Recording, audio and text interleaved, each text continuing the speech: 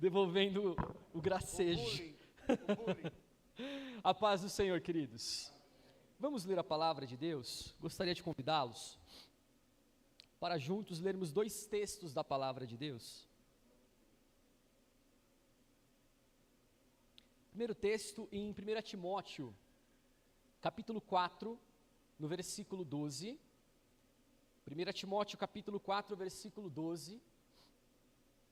Segundo texto, Tito, capítulo 2, versículos 7 a 8. Tema para a nossa meditação: vivendo para a glória de Deus. Esse é o tema da nossa mensagem de hoje. A palavra do Senhor nos diz assim: ninguém despreze a tua mocidade, mas sê exemplo dos fiéis, na palavra, no trato, no amor, no espírito, na fé, na pureza. Tito 2, 7 e 8. Em tudo, te dá por exemplo de boas obras. Na doutrina, mostra incorrupção, gravidade, sinceridade, linguagem sã e irrepreensível, para que o adversário se envergonhe, não tendo nenhum mal que dizer de vós.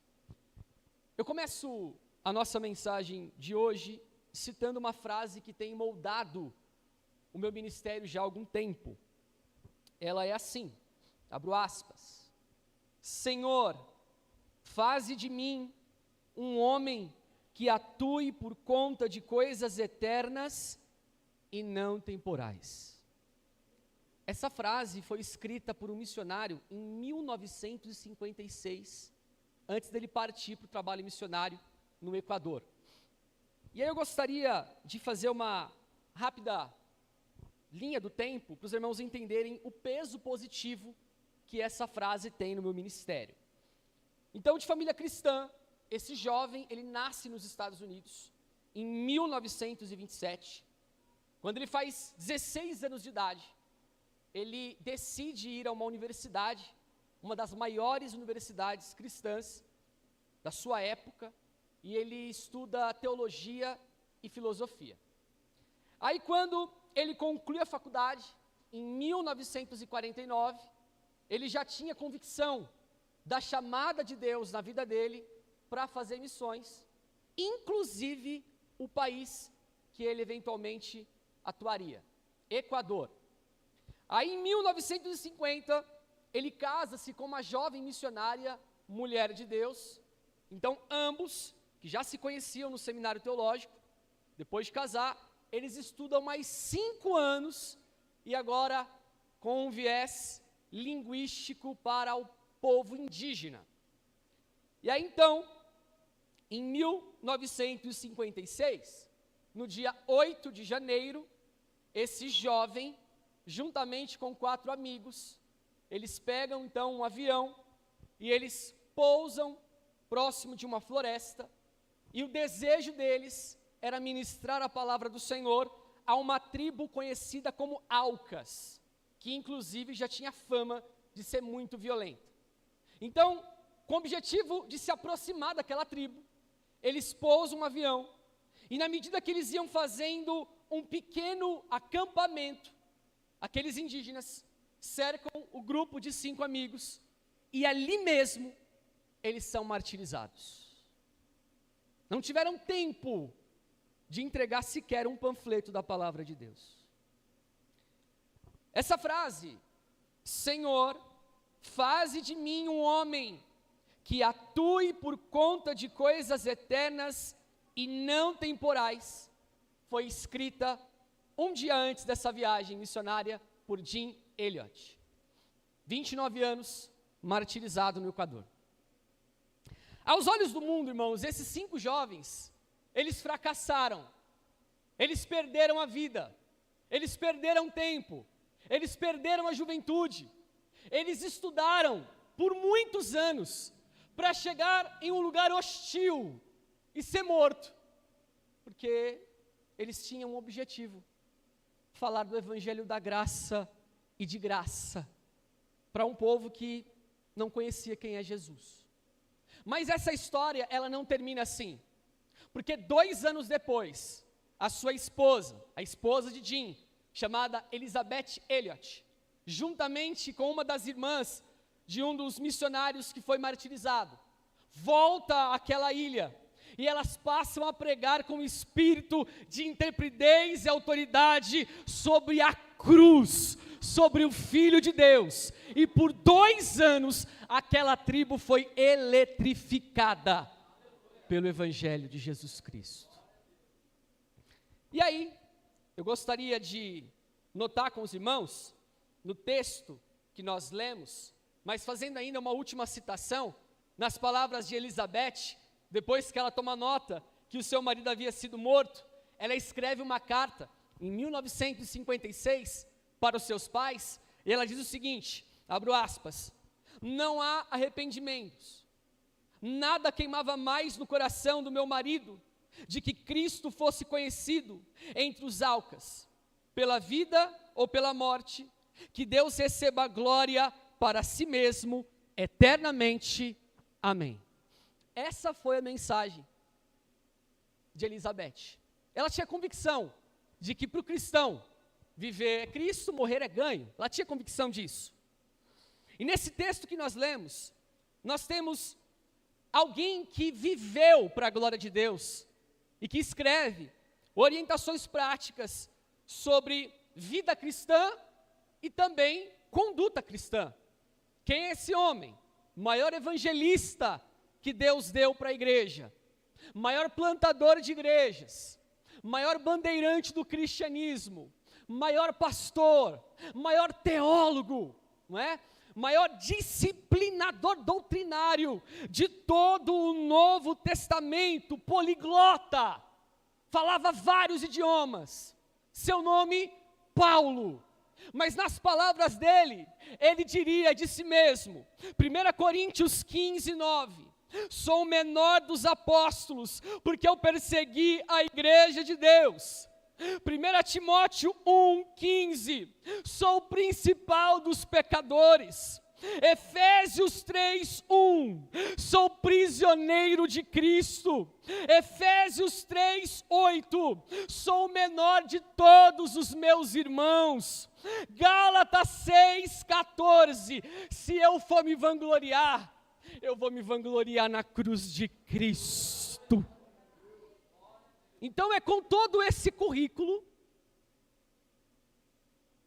é com toda essa experiência que Paulo orienta esses 2 filhos da fé, dos textos que lemos, Timóteo e Tito. Então, em primeiro lugar, quais são as semelhanças entre essas 2 cartas? Primeira verdade, destinatários próximos e confiáveis. Tanto Timóteo quanto Tito eram obreiros fiéis e dedicados para com o trabalho do Senhor. Sabemos que Timóteo, jovem pastor, pastorou uma igreja ali na cidade de Éfeso, uma das maiores cidades da Ásia Menor, onde hoje é o país da Turquia, e Tito, pastor encarregado de pastorear algumas igrejas na ilha de Creta. Creta era uma ilha do mar Mediterrâneo, atualmente parte da Grécia. E só um momento plim-plim de informação que eu acho válido, inclusive a nossa palavra sincretismo, ela é oriunda da ilha de Creta, porque os cretenses, eles tinham cidades que eram governadas de forma independente uma das outras, então eles ficavam meio que guerreando entre si, eles brigavam entre si, só que quando havia um inimigo comum, eles se reuniam, eles se juntavam, como sincretismo, e eles batalhavam ali para a proteção da cidade. Então, literalmente, a palavra sincretismo significa união dos cretenses. Olha que coisa interessante, já uma informação válida aí. Mas temos uma segunda verdade. Ambas as cartas possuem instruções sobre liderança e conduta cristã. Ou seja, quando nós comparamos essas 2 cartas, nós vemos que existe uma semelhança em relação à orientação que ele dá. Não só pelo fato de Timóteo ser jovem, mas porque ambos eram pastores, não é? Fala sobre conduta cristã. Para Tito, Paulo diz, Tito 2:7, em tudo te dá, por exemplo, de boas obras. Na doutrina, mostra incorrupção, gravidade, sinceridade, mas para Timóteo, 1 Timóteo capítulo 3, versículo 14 e 15, ele diz: escrevo-lhes estas coisas, embora espere ir vê-lo em breve, 15, mas se eu demorar, saiba como as pessoas devem andar na casa de Deus, que é a igreja do Deus vivo, coluna e fundamento da verdade. Eu não sei se os irmãos perceberam, tem uma expressão aí no versículo 15, andar na casa de Deus. Em outras palavras, a nossa forma de andar deve glorificar a Deus. E a pergunta que fica, como um cristão que pretende glorificar a Deus com a sua vida, deve andar? Efésios 4:1, andai do modo digno da vossa vocação. A partir de agora nós veremos alguns textos que empregam essa expressão andai, que sugere progresso, continuidade. Efésios 4:1, andai do modo digno da vossa vocação. Então Paulo coloca aqui a necessidade de sermos dedicados em nossa chamada espiritual. Romanos 12, versículos 6 e 8, Paulo disse: de modo que, tendo diferentes dons, segundo a graça que nos é dada, se é profecia, seja segundo a medida da fé, se é ministério, seja em ministrar, se é ensinar, que haja dedicação ao ensino. Ou seja, Deus nos chamou para fazer algo na sua casa. Foi Paulo que disse: quando vocês se ajuntarem, cada um de vós tem salmo, tem doutrina, tem hino, faça-se tudo para a edificação. Em nosso culto de missões de hoje, eu te pergunto, o que você trouxe para o Senhor? O seu louvor, a sua adoração, o seu aleluia? Então faça algo, porque esse culto é para Ele, é um culto racional. Nós sabemos, porque viemos aqui e viemos adorar o Rei da Glória. Louvado seja o nome do Senhor. Então, vocação, segundo o texto que nós lemos, né? Andai do modo digno da vocação de vocês. É um substantivo feminino que dá a ideia, né? Uma tendência ou inclinação para algo.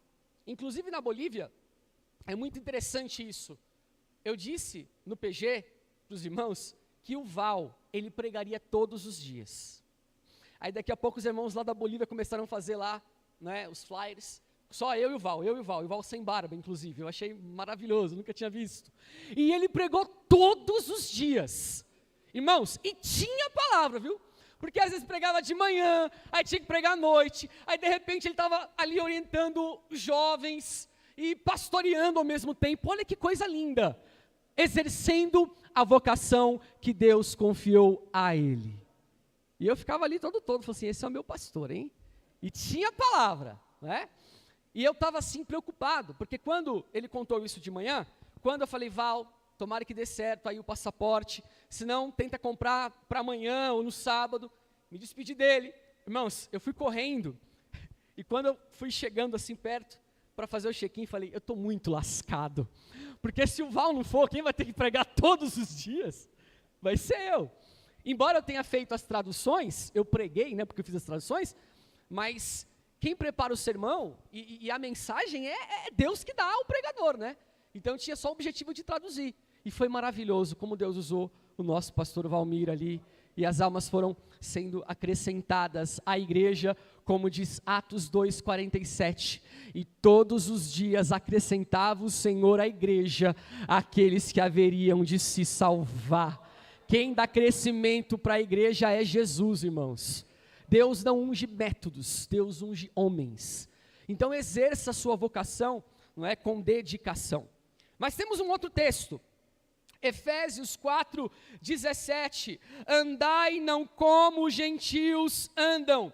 Paulo está se referindo a pessoas que ainda não conheciam Jesus, que titubeavam. Uma hora adorava Cibele, outra hora adorava Esculápio, outra hora adorava Zeus, Diana e por aí vai. Só que nós que estamos aqui nessa noite, nós somos alcançados pelo Evangelho.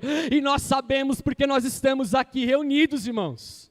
Estamos aqui para adorar ao nosso Deus. viemos de manhã, viemos nesse momento aqui, estamos prestando esse culto, levantando um altar de adoração ao Senhor nesse lugar. Nós não devemos andar como os gentios andam. Nós somos crentes, andamos na luz, procuramos seguir os passos de Cristo. Mas ainda, Efésios 5:2, andai em amor. E andai, como eu disse, denota uma ação diretiva, uma continuidade, você não pode parar. E é o amor do ponto de vista de perdoar, e o amor do ponto de vista de dar a vida pelo outro. Foi exatamente com esse amor que Jesus nos resgatou. Colossenses 1:13. Ele nos libertou do domínio das trevas e nos transportou para o reino do Filho do seu amor, em quem temos a redenção pelo seu sangue, a saber, a remissão dos pecados. Em um dos dias que o Val nos trouxe ali a palavra, ele falou a respeito do precioso sangue de Cristo, que nós não fomos comprados com prata e ouro que se corrompe, fomos comprados pelo precioso sangue de Jesus. É isso que nos faz estar, irmãos, numa outra nação, é isso que nos faz estar fazendo missões urbanas, nas palavras do nosso irmão Spurgeon, todo cristão é missionário, ou ele é um impostor. Enquanto estávamos lá, os irmãos estavam orando aqui. Já aproveito esse espaço para louvar a Deus, inclusive pelo nosso irmão John, que editou os vídeos. Eu até brinquei com ele que eu faço alguma tentativa de edição, e eu disse, é tipo assim, eu sou tipo um 15 de Piracicaba, e ele é tipo um Real Madrid, entendeu, irmãos? Foi maravilhoso, obrigado, meu irmão, que Deus te abençoe ricamente. Foi um resumo do que Deus fez lá, e se nós fôssemos gastar tempo aqui para falar cada passo do que Jesus fez, como o Val falou, daria para a gente contar até março do ano que vem, onde nós faremos uma caravana missionária nesse ministério, e nós vamos ali pregar, falar de Jesus.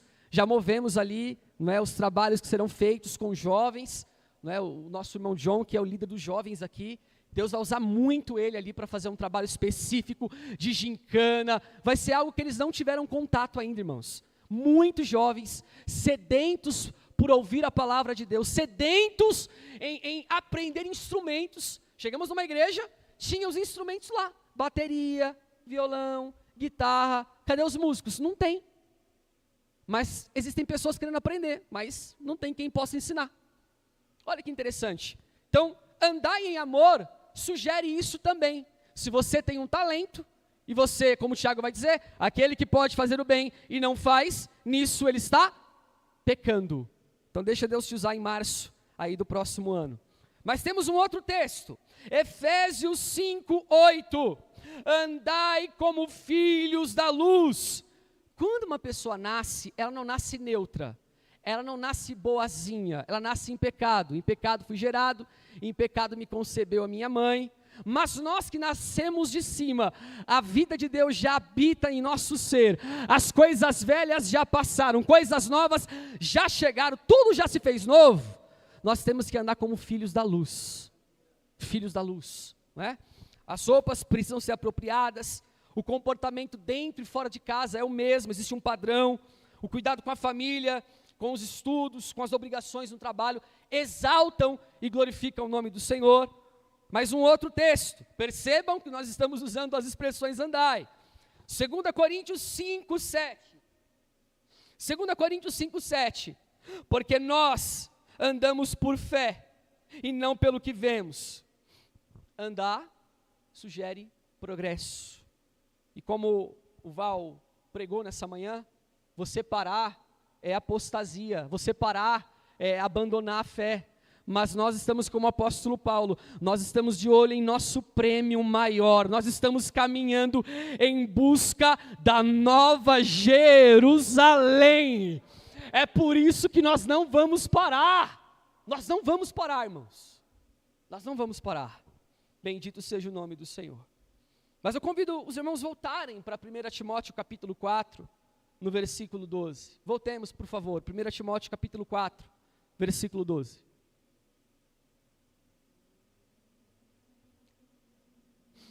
O texto diz: ninguém despreze a tua mocidade, mas sê o exemplo dos fiéis na palavra, no trato, no amor, no espírito, na fé, na pureza. Com outras palavras, Timóteo, viva para a glória de Deus. Inclusive, ele já tinha demonstrado isso antes. Vamos ler? Atos 16, versículo 1 e 2, nos informa que esse jovem dava bom testemunho, ele já vivia para a glória de Deus. Embora fosse muito jovem, a família era meio mista, né? O pai grego, a mãe judia crente, mas ele dava bom testemunho. O texto de Atos 16, versículo 1 e 2, diz assim: chegou a Derbe e depois a Listra, onde vivia um discípulo chamado Timóteo. Sua mãe era uma judia convertida e seu pai era grego. Os irmãos de Listra e Icônio davam bom testemunho dele. E aqui há um espaço para uma ressalva. Os nomes dos filhos eram escolhidos pelos pais, não pela boa entonação sonora do nome quando era pronunciado, mas pelo significado espiritual. Não só na cultura grega, mas na cultura hebraica também. E aí, quando nós vemos o nome Timóteo, que é composto por duas palavrinhas gregas, timê, que significa valor, honra, respeito, e teos, Deus, literalmente é aquele que honra a Deus. E nós que estamos aqui, nós temos duas escolhas. Existe todos os dias, quando você acorda, quando você pega o seu abençoado celular, quando você, então, utiliza um transporte público até a chegada no seu trabalho, você tem duas escolhas. Ou você vai viver para honrar a Deus, ou você vai viver para desonrar a Deus. Aquele que está sujo, que se suje-se mais, mas agora aquele que é santo, que se santifique-se mais. É o que a palavra do Senhor nos ensina. Então, o nome fazia jus o que ele de fato fazia, ele dava bom testemunho, ele honrava a Deus. 2 Timóteo, capítulo 1, versículo 5, fala sobre a sua criação. 2 Timóteo, capítulo 1, versículo 5, diz: trazendo à memória a fé não fingida, que há em ti, a qual habitou primeiro em tua avó Loide, em tua mãe Eunice, e estou certo de que também habita em ti. Ou seja, nós temos uma tradição cristã, a mãe que ensina a filha que ensina o filho. E eu falava na Bolívia, no primeiro dia da festividade, sobre a necessidade de nós sermos exemplos para os nossos filhos dentro de casa. Porque estarmos aqui é muito fácil nós maquiarmos, nós criarmos uma caricatura, um personagem, mas o seu filho, ele sabe quem você é dentro de casa. E eu dizia aos jovens que quando eu oro, irmãos, e eu estou ali fazendo a oração com Davi, com minha esposa em casa, temos esse costume, quando Davi vai orar, ele ora por mim, ele fala: papai vai para a Bolívia no avião azul, nem é avião azul, e ele está colocando as mãos sobre mim, orando, bonitinho. E aí, quando eu vou deitar, eu fico pensando nisso. Eu não oro primariamente para que meu filho seja um médico, para que ele seja um engenheiro, para que ele trabalhe com tecnologia, para que ele seja um bom profissional, bem-sucedido. Primariamente eu não oro, irmãos, sobre isso. Eu oro para que o coração do meu filho seja de Jesus, para que ele venha glorificar a Deus, para que ele venha ser temente a Deus, e as demais coisas vão acontecer de forma orgânica na vida dele. Esse é o meu desejo. O meu maior medo é eu morrer como inútil e ver o meu filho viver como inútil. E eu louvo a Deus pelo número de jovens que nós temos aqui na nossa igreja, que trabalham, que fazem a obra do Senhor, que desejam ir além das nações para falar de Jesus. Isso é um achado nos dias de hoje, é muito difícil.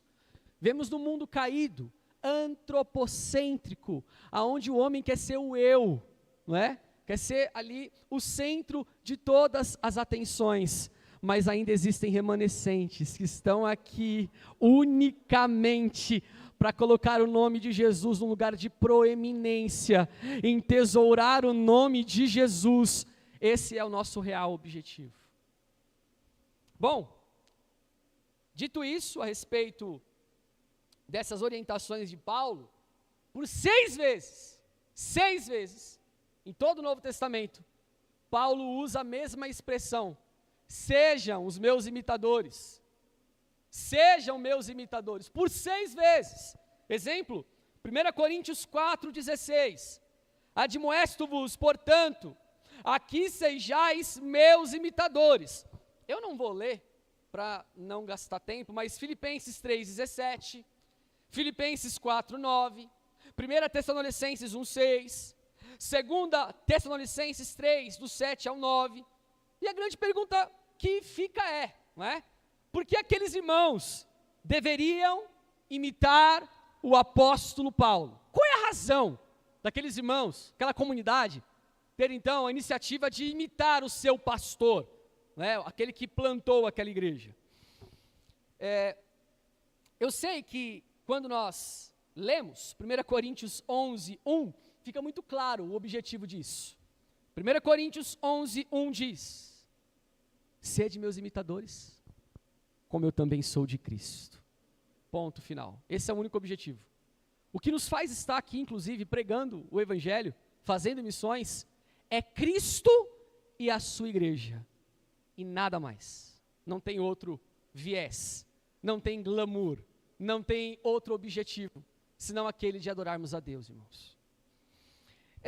Quando nós falamos a respeito de sermos exemplos vivos, eu sei que é muito difícil, porque existem tantas situações, o avanço do mundo tecnológico, as tendências, não é? A política, os escândalos, coisas que podem deixar a gente fraco na fé. E Timóteo, ele passava por situações, ele tinha alguns motivos que poderia deixá-lo abatido, triste, desanimado. Primeiro motivo, juventude e insegurança. O texto que lemos, de 1 Timóteo 4,12, Paulo orienta: ninguém despreze a tua mocidade. Então Timóteo provavelmente poderia ficar ali um pouquinho tímido, com medo, em virtude da sua juventude, talvez seria incapaz de pastorear uma igreja. Espera aí, igreja fundada pelo apóstolo Paulo, tinha Áquila, Priscila, tinha Apolo, não é? Aí daqui a pouco, do nada, Timóteo, um jovem. Timóteo, homem de Deus, ninguém despreze a tua mocidade. Mas talvez ele ficasse um pouco tímido em relação a isso. Segundo motivo, perseguições e martírio. Muitos irmãos já haviam sido martirizados. Como nós sabemos, nós que somos jovens, não temos toda a experiência dos nossos pastores, mais velhos na fé, nós podemos, por uma situação de martírio, tentar recuar um pouquinho, esperar, humanamente falando, o melhor momento.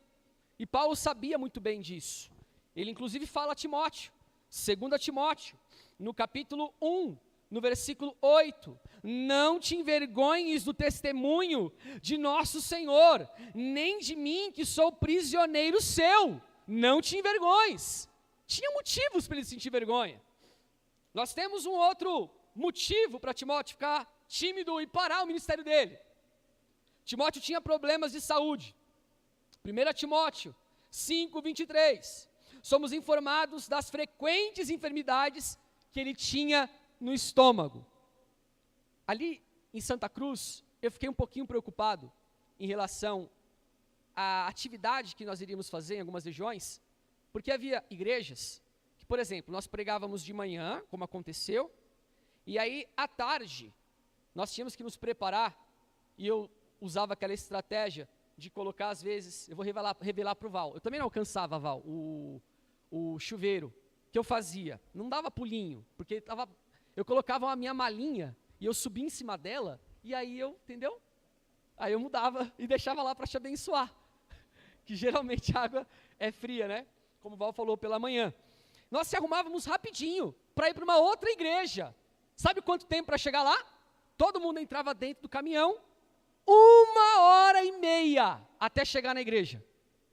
Os mesmos irmãos que cultuaram de manhã, senhoras assim, 80 anos, dentro do caminhão lá atrás. E os bonitos lá na frente, porque eles não deixavam a gente ir lá atrás. E lá as ruas maravilhosas, buracos, né? Pedras, coisas estranhas, matagal, e eles pulando lá atrás, e chegava com um sorriso na igreja, 1h30. E às vezes nós falamos assim, não, eu já cultuei de manhã, tá bom demais.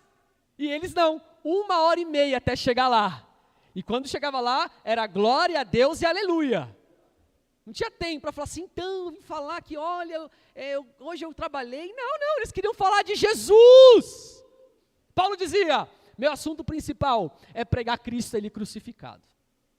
Então, muitas dessas igrejas, nós gastávamos 1h, 1h30 até chegar lá. Então isso era muito desafiador. E eu olhando para o Val, eu não sabia que ele tinha enxaqueca crônica, os irmãos que já são de casa já há algum tempo sabem, e eu não sabia. E eu ficava preocupado com ele, porque assim, ele vai pregar, já pregou à tarde, pregou de manhã, e vai pregar agora à noite. E eu preocupado, Val, tá tudo bem? Ah, tá tudo bem. Aí ele batia na barriga, que a barriga estava um pouco cheia, e na cabeça também. E eu, não, vai dar certo, amém, Deus vai te usar. E usava. Mas é horrível adorar a Deus doente, não é verdade? É horrível, você perde o foco. Mas Deus usou tanto lá que ele deixava, né, a doença de lado e falava de Jesus. E como eu disse, e Deus acrescentava à igreja as almas que haveriam de ser salvas. Que coisa linda. Mas Timóteo, ele tinha então outros motivos que eu não vou discorrer aqui, por conta do tempo. Quero deixar o Val depois enfatizar outros pontos aqui da nossa viagem. Mas tinha um outro, que é a solidão no ministério. Porque foi Paulo que disse para Timóteo que o tempo da partida dele já estava próximo. E ele disse lá em 2 Timóteo, capítulo 4, versículos 6 ao 9, que ele já combateu o bom combate, ele já acabou a carreira, ele já guardou a fé, desde agora a coroa da justiça está guardada a mim, não é? Então ele já sabia que dali daquela masmorra úmida, ele sairia morto, martirizado. Então talvez Timóteo ficara ali pensando em relação a perder um exemplo vivo, referência. E isso de fato aconteceu. E aí, irmãos, eu gostaria de chegar com vocês numa pequena conclusão em relação ao que nós estamos lendo, porque sejam meus imitadores, me imitem nas palavras do apóstolo Paulo. E aí, eu fico pensando na igreja primitiva, quando recebi a carta para que o pastor local, então, lesse publicamente as orientações do grande apóstolo, eu fico pensando em alguns irmãos do tipo assim, nossa, Paulo está preso, mas creio que ele vai sair abençoado. Afinal de contas, ele é um homem de oração, um homem de jejum. Deus vai libertar o nosso pastor, como fez com Pedro, da prisão. Enquanto Pedro estava preso, a igreja orava e Pedro foi liberto da prisão. Isso pode acontecer de novo. Alguns talvez pensavam, bom, eu acho que por ele ser homem de Deus, ele deve estar tranquilo, sossegado, não é? Vai dar tudo certo. Então quando eles recebem a carta, e eles começam a ouvir do pastor local, como Filipenses 1:12, irmãos, eu quero que vocês saibam de uma coisa, que as coisas que me aconteceram antes, elas contribuíram para o crescimento do evangelho. Paulo estava preso, mas o evangelho estava livre. Paulo estava algemado, mas Deus tinha autonomia para usar o apóstolo Paulo, mesmo naquela circunstância. Mas eu posso apertar um pouquinho mais. Uma outra comunidade recebendo ali a carta e ouvindo do pastor local. Ouvindo o quê? Que coisas aconteceram com o apóstolo? Um resumo muito bem prático e diretivo. 2 Coríntios 11, versículo 23 ao 27. Segura na cadeira aí. O texto diz: são eles servos de Cristo? Estou fora de mim para falar desta forma. Eu ainda mais, trabalhei muito mais, fui encarcerado mais vezes, fui açoitado mais severamente e exposto à morte repetidas vezes. 5 vezes recebi dos judeus 39 açoites, 3 vezes fui golpeado com varas, 1 vez apedrejado, 3 vezes sofri naufrágio, passei uma noite e um dia exposto à fúria do mar. Estive continuamente viajando de uma parte para outra. enfrentei perigos nos rios, perigos de assaltantes, perigos dos meus compatriotas, perigos dos gentios, perigos na cidade, perigos no deserto, perigos no mar e perigo dos falsos irmãos. Trabalhei arduamente muitas vezes, fiquei sem dormir, passei fome e sede, e muitas vezes fiquei em jejum, suportei frio e também nudez. Imagine só a comunidade ouvindo isso. O quê? Eu tenho que imitar um pastor assim? Vivendo uma vida desgraçada, preso, condenado à morte, cheio de cicatrizes. E eu imagino Paulo escrevendo a Timóteo, 2 Timóteo 2:3, Timóteo, suporte comigo as aflições de Cristo, como um bom soldado de Cristo. Suporte um pouquinho mais. Como que eu vou suportar? Qual é a razão? Qual é a evidência desse glorioso propósito? Que exemplo? Timóteo, é possível. Por quê? Porque não vivo mais eu, mas Cristo vive em mim. Se coloque em pé, meus irmãos, por favor.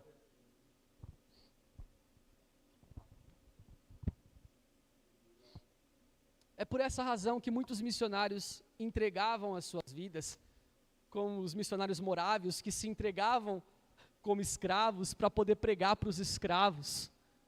É por isso que ainda ao redor do mundo muitas pessoas se entregam por amor a Cristo.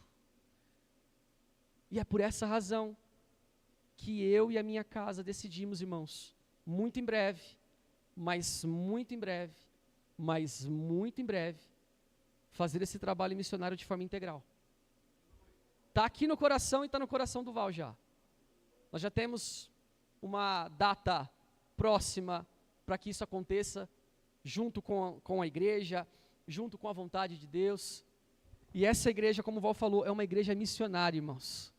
É uma igreja missionária. Parece que eu conheço o Val já tem, centenas de anos, não é? Pelo carinho, pelo amor, pelo cuidado que eu vejo, pela qual ele tem com a igreja. Então, nesse momento, eu gostaria de fazer uma oração com vocês. Pastor Josias, posso fazer uma oração? Eu gostaria de orar com você, para que Deus continue fazendo esse trabalho e que em março, que nós vamos continuar esse trabalho agora, com uma porção da igreja ali, presencialmente, que haja salvação de almas. E que a nossa igreja, por ser uma igreja missionária, venha impactar muitas vidas. E muitas pessoas venham beber dessa água que está sendo jorrada aqui nesse ministério. Vamos fazer essa oração. Feche seus olhos, vamos orar.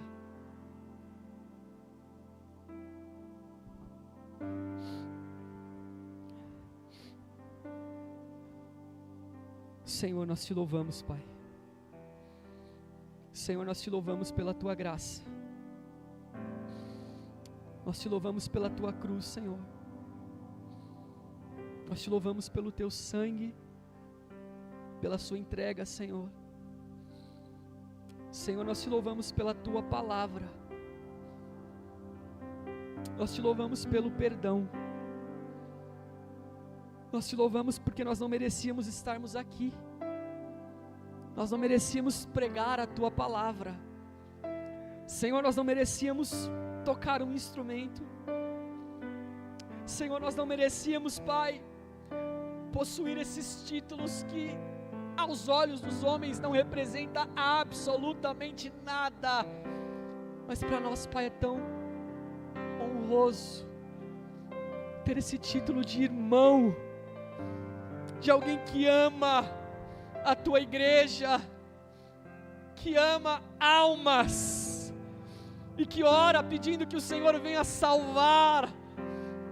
Levanta, Senhor, aqui na nossa igreja, missionários. Levanta aqui, Senhor, nesse ministério, homens e mulheres, adolescentes, jovens, crianças, cheios do poder que há na Tua palavra, E se porventura nessa noite alguém aqui presente já não sente mais essa presença, já não tem desejo mais de orar, já não tem força mais para continuar, talvez como Timóteo, como vimos nessa noite, existem tantos motivos para essa paralisação ministerial, mas nessa noite, pelo poder que há, esse nome que está acima de todo o nome de Jesus, que haja renovo nessa casa, que uma nova história, Senhor, seja escrita